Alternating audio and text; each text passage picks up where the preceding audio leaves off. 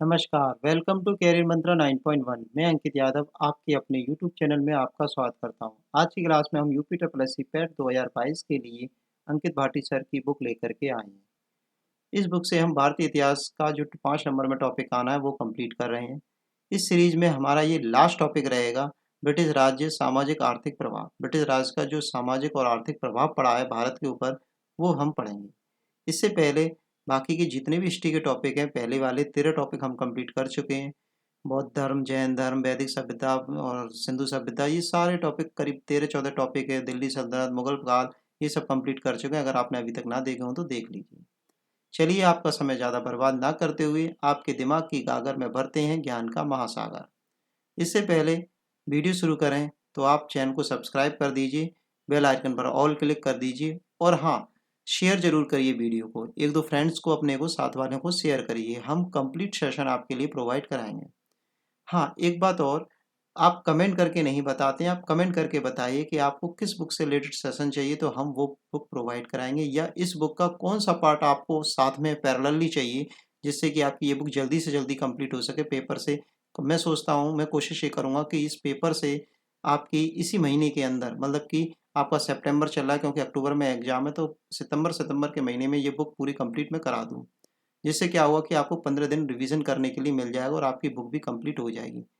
मैं मानता हूँ कि अगर आप एक बुक या दो बुक भी कंप्लीट कर लेते हैं, एक बुक भी कंप्लीट कर लेते तो भी आपका अच्छा परसेंटाइल बन जाएगा। चलिए वीडियो शुरू करते हैं आपका समय ज़्यादा बर्बाद ना करते हुए। अब हम आज बात जो करेंगे ब्रिटिश राज्य का सामाजिक और आर्थिक दोनों प्रभाव देखेंगे ब्रिटिश राज्य के। चलिए शुरू करते हैं।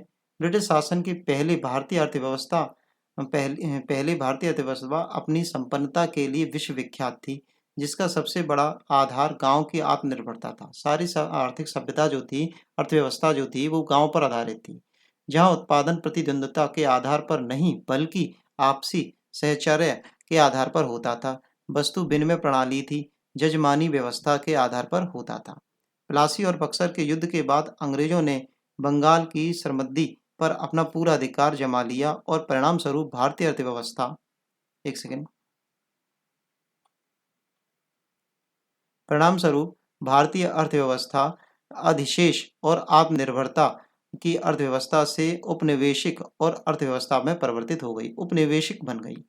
भारतीय अर्थव्यवस्था को ब्रिटिश उपनिवेशिकों अर्थव्यवस्था में परिवर्तित करने के पीछे ब्रिटिश सरकार का मुख्य उद्देश्य अपने उद्योगों के लिए कच्चा माल, सस्ता माल प्राप्त करना था। मतलब कच्चा माल सस्ते में मिल जाए, ये था उनका मेन उद्देश्य। अपने उत्पादों को भारतीय बाजार में ऊंची कीमतों में बेचना था। मतलब क्या था, देखो यहाँ से कच्चा माल खरीदेंगे तो सस्ता खरीद लेंगे तो वहाँ पे प्रॉफिट ले लिया, फिर उसके बाद जब बेचेंगे तो अपना बना हुआ माल उसे ऊंचे दामों पे बेचेंगे तो डबल प्रॉफिट हो गया। मतलब सस्ता भी ले रहे हैं और क्या महंगा भी दे रहे हैं, तो दोनों तरफ से फायदा ले रहे थे ये लोग। आगे देखते हैं उपनिवेशवाद के विभिन्न चरण। उपनिवेशवाद जो आई थी उसके विभिन्न चरण क्या क्या थे। वाणिज्यिक चरण था जो 1757 से लेकर 1813 तक चला। औद्योगिक मुक्ति बाजार था जो 1813 से 1858 तक चला। वित्तीय पूंजीवाद था जो 1858 के बाद चला। अब पहले बात कर लेते हैं 1757 में। 1757 ईस्वी से 1813 का दौर बलपूर्वक लूट और बाजारों पर एकाधिकार का दौर कहलाया और ताकत के बल पर बंगाल के संसाधनों को लूटकर उन्हें ब्रिटेन भेज दिया गया। जो भी लूटपाट हो रही थी, जो भी पैसा कमाया जा रहा था, उसे ब्रिटेन भेजा जा रहा था। अब दूसरा जो फेज है वो है 1813 से लेकर 1857 का दौर, दूसरा और मुक्त बाजार का दौर कहलाया, जिसे अपनाने के मुख्य दो कारण थे। ब्रिटेन में औद्योगिक क्रांति की सफलता के बाद वहां नया संपन्न वर्ग तैयार हुआ, जिसे ब्रिटिश संसद पर दबाव डाला गया कि भारत का बाजार सभी के लिए खोल दिया जाए। ठीक है, तो वहां से लोग आने लग गए भारत में बाजार व्यापार करने के लिए। एडम स्मिथ द्वारा प्रचारित हस्तक्षेप का सिद्धांत लोकप्रिय होना।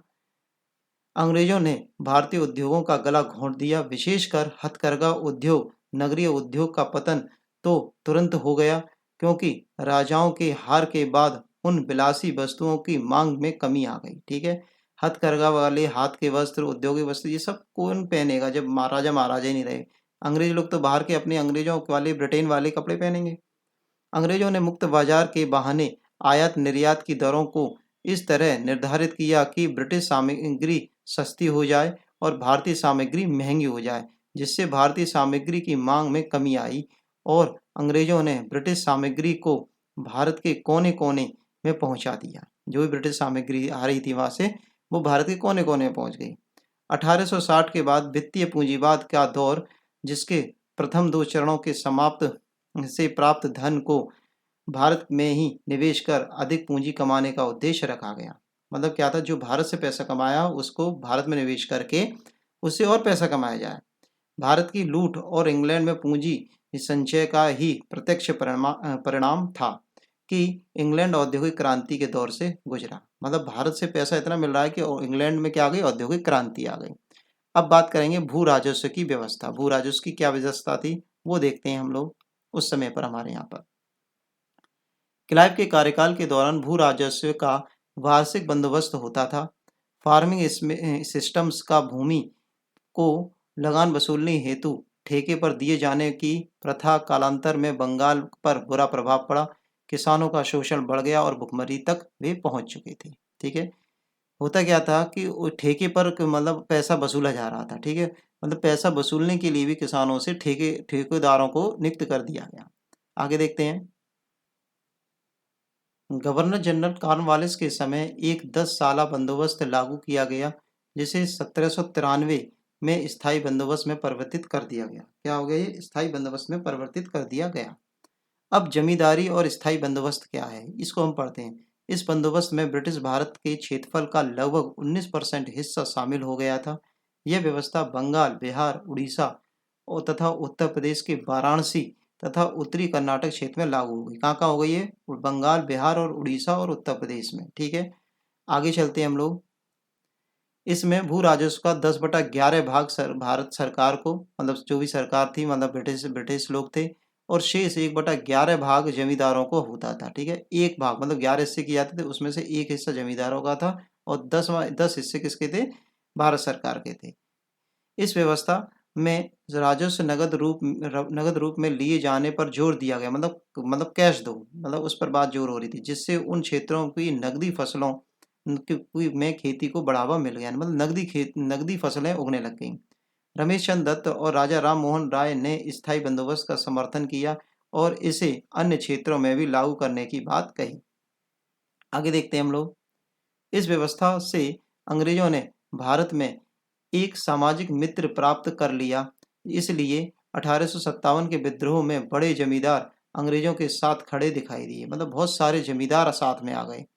स्थायी बंदोबस्त के द्वारा जागीरदारों की स्थिति मजबूत हो गई, क्योंकि उन्हें भूमि का पूर्ण स्वामी मान लिया गया। इसके कारण भूमि पर जनसंख्या का दबाव इतना बढ़ गया था कि लोगों के सामने खेती के अलावा कोई दूसरा विकल्प ही नहीं रहा। मतलब खेती ही कर सकते और कुछ नहीं कर सकते।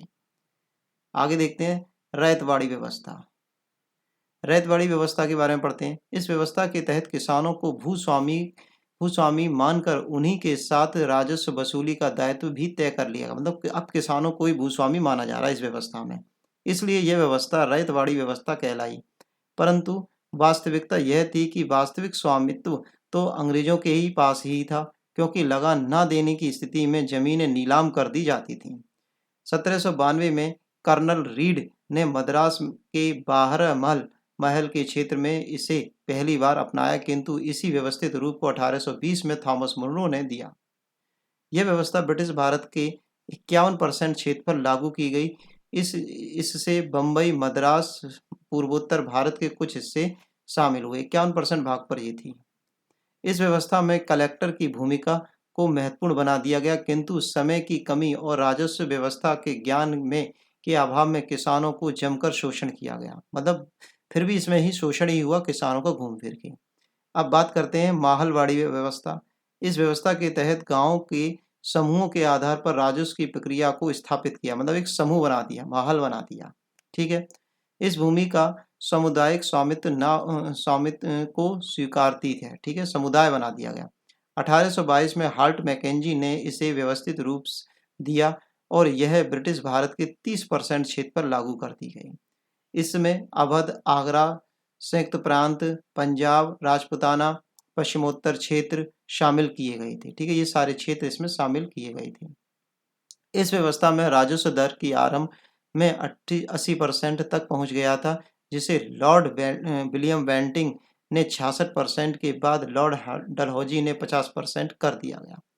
पहले 80% था, फिर 66%, फिर से दोबारा 50% कर दिया गया। आगे देखते हैं। बेंटिंग के कार्यकाल में मार्टिन बर्ड द्वारा पहली बार मानचित्र व रजिस्टर का प्रयोग किया गया। बर्ड को उत्तर भारत की राजस्व व्यवस्था का जनक कहा गया। रेलवे का विकास। भारत में अंग्रेजों द्वारा रेलवे की स्थापना उनकी अनुपम देन मानी जाती है। अंग्रेजों के लाभ के आधार बनाते हुए इसमें निजी और सार्वजनिक दोनों निवेशों को आमंत्रित कर दिया गया। प्रारंभ में घाटे के बावजूद निवेशकों को 5% गारंटी युक्त ब्याज दिया जाता था। 5% गारंटी युक्त ब्याज दिया जाता था। भारत में रेलवे की स्थापना का लक्ष्य दूरस्थ गांवों को बाजार से जोड़ना था, जिससे कच्चा माल भारत में आसानी से आ सके। इसलिए रेल की स्थापना अंग्रेजों ने की थी। इसके साथ ही विद्रोह के समय सैनिकों को तेजी से प्रसारित करने के लिए रेलवे का विकास भी किया गया था। मतलब कहीं भी दिक्कत है, कोई भी सेना वगैरह भेजनी है तो तुरंत रेलवे के द्वारा भेजी जा सके। भारत में पहली रेल 1853 में डलहौजी के समय मुंबई से ठाणे के बीच चलाई गई थी।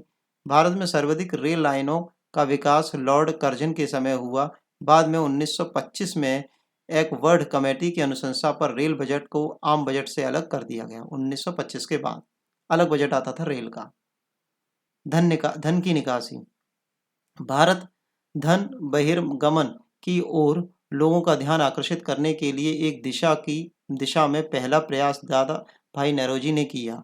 बाद में अपने प्रसिद्ध लेख poverty and un British rule in India में इसे व्यवस्थित रूप से दिया था। 1896 में कांग्रेस अधिवेशन में धन निकासी सिद्धांत को भी स्वीकारा गया। बाद में दादा भाई नौरोजी ने कुछ अन्य लेखों जैसे the voice and means of India 1870 में दिया, on the commerce of India द्वारा धन की निष्कासन का सिद्धांत प्रस्तुत किया। धन के निष्कासन के बारे में एक अन्य राष्ट्रवादी नेता महादेव गोविंद रानाडे ने 1872 में मुंबई में एक व्याख्यान के दौरान भारतीय पूंजी और संसाधनों के बहिर्गमन की आलोचना करते हुए कहा, क्या कहा वो हम पढ़ते हैं पूरा। राष्ट्रीय पूंजी का 1/3 हिस्सा किसी न किसी रूप में ब्रिटिश शासन द्वारा भारत के बाहर ले जाया जाता है। ठीक है, तो एक हिस्सा भारत के बाहर ले जाया जाता है, ये कहा गया। तो ये जो ये सिद्धांत कहा गया, ये किसके द्वारा कहा गया? महादेव गोविंद रानाडे के द्वारा कहा गया 1872 में। आगे चलते हैं। दादा भाई नौरोजी ने धन निष्कासन को अनिष्टों का अनिष्ट की संज्ञा दी है। धन निष्कासन को क्या गया? अनिष्टों का अनिष्ट कहा गया। आगे देखते हैं। प्रसिद्ध अर्थशास्त्री और राष्ट्रवादी नेता राजेश चंद्र दत्त ने अपनी पुस्तक इकोनॉमिक हिस्ट्री ऑफ इंडिया में कहा है, 1901 में लिखी गई थी, धन के निष्कासन का उल्लेख किया गया है। इनके अनुसार भारत के सकल राजस्व का लगभग आधा हिस्सा प्रतिवर्ष बाहर जा रहा है। मतलब धन का निष्कासन हो रहा, धन में कमी हो रही है। रमेश चंद्र दत्त की पुस्तक इकोनॉमिक हिस्ट्री ऑफ इंडिया को भारत के आर्थिक इतिहास में पहली प्रसिद्ध पुस्तक माना जाता है। आगे देखते हैं। 1901 में इंपीरियल लॉजिस्टिक काउंसिल में बजट पर भाषण करते हुए गोपाल कृष्ण गोखले ने धन के निष्कासन का सिद्धांत भी प्रस्तुत किया 1901 में। दादा भाई नौरोजी ने आकलन के अनुसार 1757 से 1856 के बीच 40 लाख पौंड की निकासी और 1866 तक 150 करोड़ पौंड की निकासी की गई है। और नौरोजी ने पहली बार आधुनिक भारत की प्रति व्यक्ति आय का आकलन करते हुए बताया कि भारतीयों की प्रति व्यक्ति आय मात्र 20 रुपये रह गई है। प्रति व्यक्ति आय। ठीक है, आगे चलते हैं। अकाल। अंग्रेजों की शोषणकारी नीतियों के कारण भारत में निरंतर अकाल पड़ रहे हैं। इसका कारण उत्पादन पर सरकार द्वारा उचित वितरण न करना और कुप्रशासन था। 1875 से 1900 तक के बीच भारत में लगातार अकाल कई सारे पड़े हैं। असंख्य भारतीयों की भुखमरी से भी मौत हो गई है। आज़ादी के पहले आज़ादी के पहले अंतिम भीषण अकाल बंगाल में 1943 में पड़ा, जिसमें लाखों लोगों की मौत हो गई। ब्रिटिश सरकार ने अकाल से लोगों को बचाने के लिए विभिन्न अकाल आयोगों को बनाया है। तो अकाल के जो आयोग बने हैं उनके बारे में पढ़ेंगे। इनको पढ़ने से पहले अगर आपने चैनल को सब्सक्राइब नहीं किया हो तो कर लीजिए और बेल आइकन पर ऑल क्लिक कर दीजिए और कमेंट करके मुझे बताइए कि ये सेशन आपको कैसा लग रहा है। अकाल के लिए जो आयोग बने हैं उनको हम पढ़ते हैं और इनकी स्थापना कब हुई है ये देखते हैं। इसमें था अकाल आयोग 1860 में बना। कैम्पबेल अकाल आयोग 1866 में बना। स्ट्रैची अकाल आयोग 1880 में बना। जेम्स लॉयन अकाल आयोग 1896 में बना। मैकडॉनेल अकाल आयोग 1900 में बना। अब हम बात करेंगे आधुनिक उद्योगों के बारे में। आधुनिक उद्योग। ब्रिटिश सरकार के समय कुछ औद्योगिक उद्योगों की स्थापना हुई, किंतु अंग्रेजों ने सदैव ध्यान रखा कि यह भारतीय परिस्थितियों के आधार पर न होकर उनका नियंत्रण बना रहेगा। ठीक है। किंतु प्रथम विश्व युद्ध के बाद नए भारतीय पूंजीगत वर्ग ने भी उद्योगों की स्थापना में हिस्सा ले लिया। भारत का पहला सूती वस्त्र कारखाना 1854 में बंबई के कावासाजी नानाभाई द्वारा लगाया गया। सिरसा बंगाल में पहला जूट कारखाना की स्थापना की गई 1955 में की गई। भारतीय बैंकिंग व्यवस्था में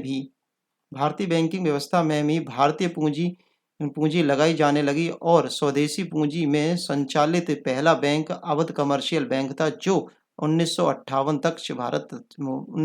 तक चलता रहा।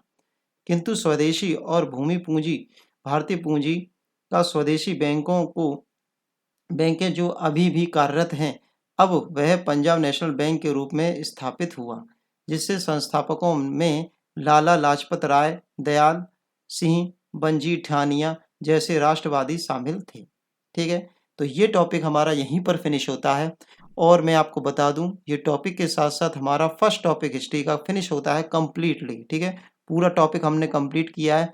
करीब 13 से 14 टॉपिक हमने कंप्लीट इसमें कर लिए हैं। तो पूरा कंप्लीट हिस्ट्री टॉपिक होगा, जिसको कंप्लीट करने से आपके 5 नंबर 100% कंप्लीट हो जाएंगे। ठीक है। तो चैनल को सब्सक्राइब तो आपने कर ही दिया होगा, बेल आइकन पर ऑल भी क्लिक कर दिया जाओ और कमेंट करके बताइए कि आपको साथ में और कौन सा सेशन चाहिए। चलिए वीडियोस यहीं पर अपनी वाणी को विराम देते हैं। Thanks for watching video. Take care. Bye bye. धन्यवाद।